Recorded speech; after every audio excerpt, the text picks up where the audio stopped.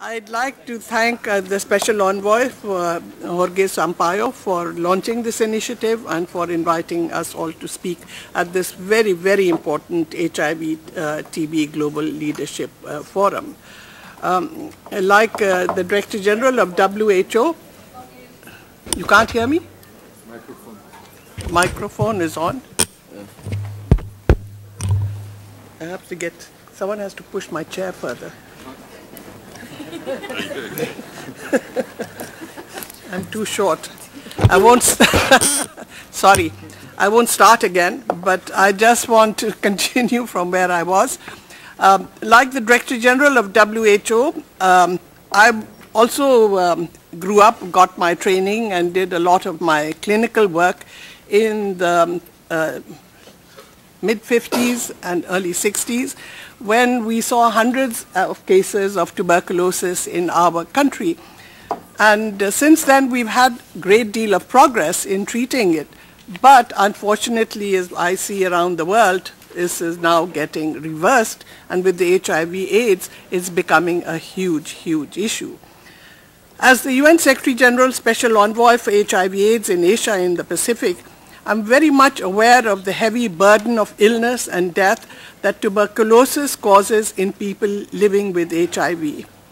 However, I would also like to point out that many countries in the region I work in, have made major gains in jointly addressing the two diseases.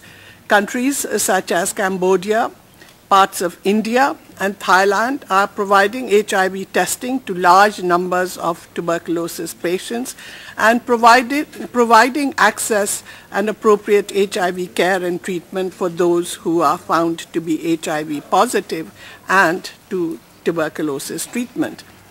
Nevertheless, I want to point out, in case you think the problem is not so serious in Asia, that of the 500,000 multi-drug resistant tuberculosis cases in the world, more than half are in the Asia region, which is a serious threat to all of the tuberculosis people in the entire world, because it can spread the drug resistance everywhere.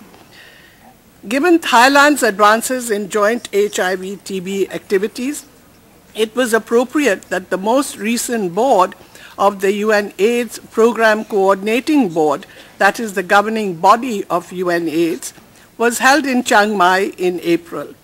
A full day of this meeting was dedicated to discussing the threat that tuberculosis poses to people living with HIV and to discussing various ways in which the two programs should be, or two problems should be addressed. This resulted in the PCB, the board, making 9 recommendations to the UNAIDS Secretariat, to co-sponsors, and to member states for reducing the burden of tuberculosis among people living with HIV. These included the need to support countries to incorporate tuberculosis prevention and treatment into HIV/AIDS program activities through the national AIDS action frameworks, and the importance of setting national targets to reduce tuberculosis mortality in people living with HIV. They also called for greater involvement of affected communities, faith-based organizations, in addressing HIV and tuberculosis through a more patient-centered and integrated approach to prevention, care, and delivery. And they also included civil society and the business leaders to become involved in this program.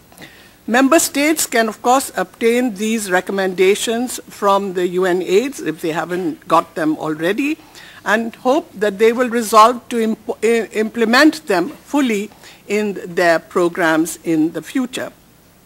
I'd like to now highlight the other often neglected subject of tuberculosis in women.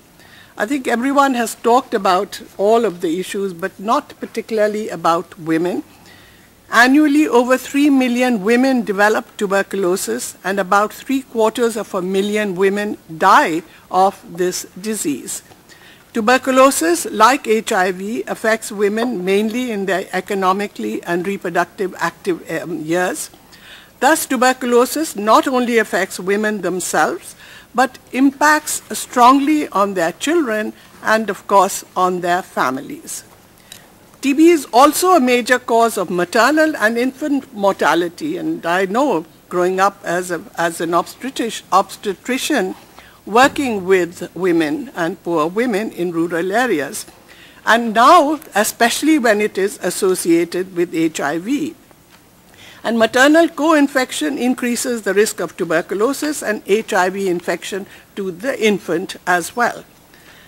The socioeconomic status and gender roles of women in many parts of the world, coupled with stigma, may act as additional barriers to women accessing all the services they need, especially if they have both tuberculosis and HIV. Delayed diagnosis increases the likelihood that they will die from tuberculosis and increases the risk of TB transmission to their children. More than 60% of all HIV infections in sub-Saharan Africa occur, as you know, in women. They are therefore the largest group at risk of HIV-related tuberculosis. We are talking today about integrating TB and HIV services, and I totally agree with that, and for developing an integrated health system, with which I also agree. Yet we seldom ever target the group at greatest risk in these health services.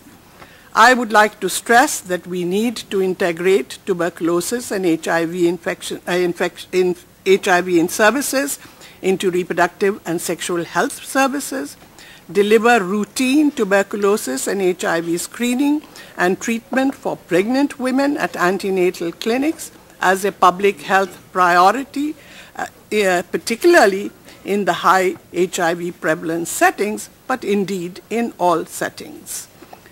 We need also to develop a very comprehensive public education and communication strategy.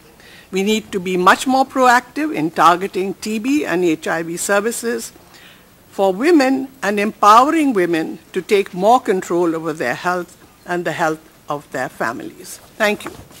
Thank you.